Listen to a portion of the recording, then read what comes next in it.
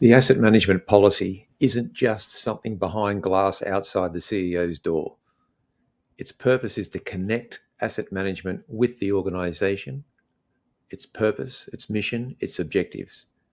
It sets out the principles and commitments for decision making. And again, asset management is really around that coordinated activity, but also decision making, informed decision making. It's a framework for consistent practices. So again, alignment, adaptability, sustainability, leadership, all those things start to come in and underpin the purpose of the asset management policy. And it is endorsed by leadership, needs to be communicated to all, and reviewed under a regular cycle. So much so is the communicated to all so important that even now auditors will actually, when they're looking at an ISO 55001 system, ask for demonstration of how awareness is being undertaken. So having the asset management policy is one thing, but demonstrating leadership commitment is another.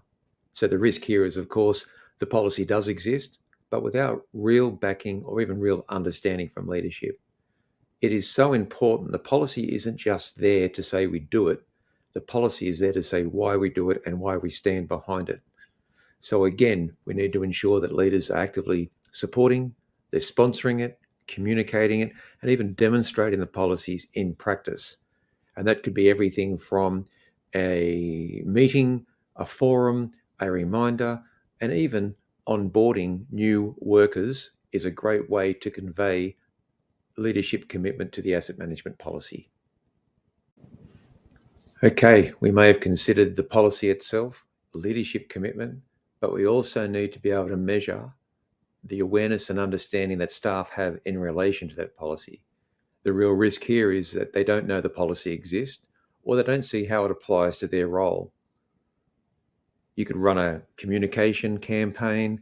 You could show practically what it means for each of the roles in your organisation. But you need to make sure that each and every person understands their connection through their role, through to the assets that support their role, through to service and product delivery from the organisation itself. Now, this too may sound obvious, but aligning your asset management policy with organisational goals is what it's all about. So the risk here, of course, it doesn't clearly link asset management, the asset management system, the discipline of asset management and the assets to support the business to the broader business strategy. So again, translating strategy into clear, measurable objectives, not necessarily smart objectives. That's the role of the strategic asset management plan or equivalent, but have them placed within the policy. So internal stakeholders, external stakeholders know exactly why asset management is important to your organization, but also to the scope in which it serves the organization. Consistency across departments is where one function of the business interprets asset management, or at least the asset management policy, different to another. Such example might be finance or commercial, legal being very much rules oriented versus maybe service delivery, product manufacturing, operations and maintenance being more output and value oriented.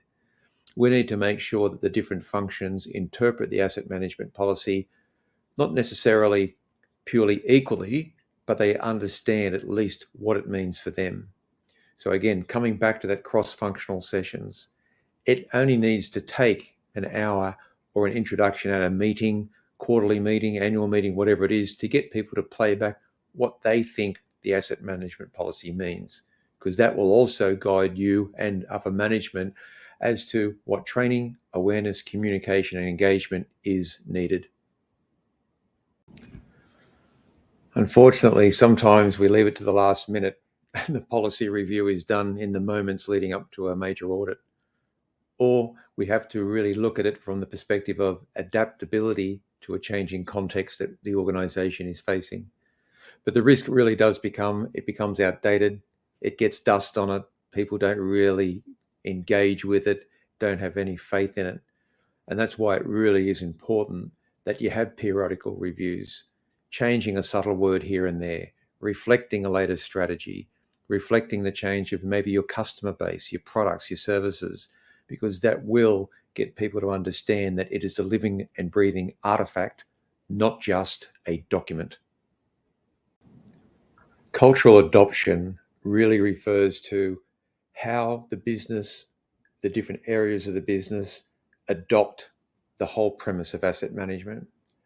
One of the things we often refer to in change is it a compliant culture or a compliant driven culture?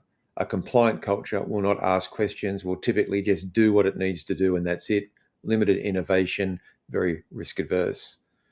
But a compliance oriented that need to meet the compliance of maintenance, the compliance of asset management objectives, etc., will actually be more value oriented.